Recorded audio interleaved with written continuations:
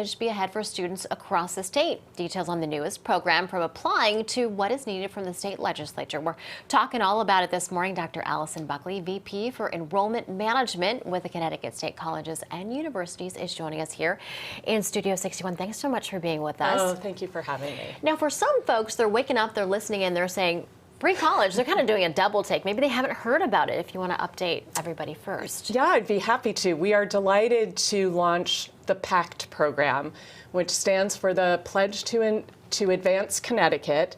And it is a new financial aid program established by the state to essentially help full-time community college students start college and go for free.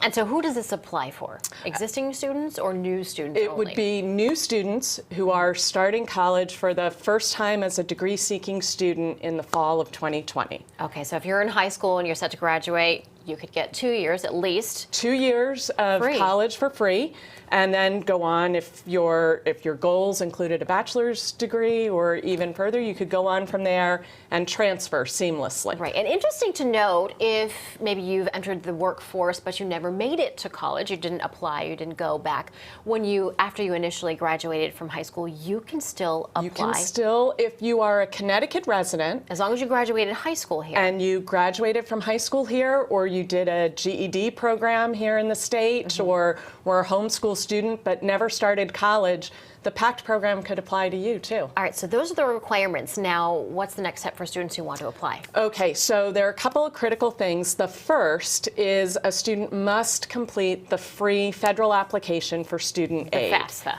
The FAFSA. That's definite requirement. Yes, and if they have any grant funding, they need to accept it. It is very important to note that Pact is not need-based. So if your family income or your situation puts you outside of the parameters for grant aid, you're still eligible for Pact. Okay. So the first step is that, and filling out the FAFSA. Then you want to complete an application at your local community college, the admissions application. And then the third step is you need to register as a full-time student. So that's 12 credits. Usually that's about 4 classes a semester. And you need to do that by July 15th, no later than July 15th. So it's 3 easy steps. There are some deadlines to keep in mind. Yes. The FAFSA and also the application for college and registering for your courses. The most important one is registering by that 15th. Okay. Yep. And so break it down a little bit more as far as you mentioned it briefly, as far as how the money is going to be given. It's financial aid.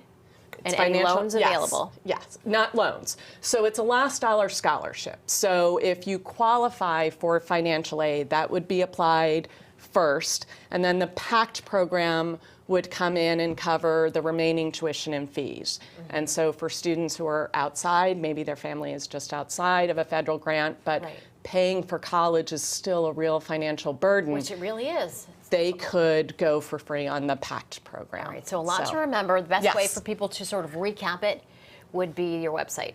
The website is great. When you start the admissions application at your local community college, the admissions folks there would be happy to help you walk through that process too. All right, Dr. Buckley, thanks. Of course, we'll have the information on our website as well. Great. We appreciate you. Oh, thank you. Thanks so much for inviting me. This is great news for Connecticut. It is.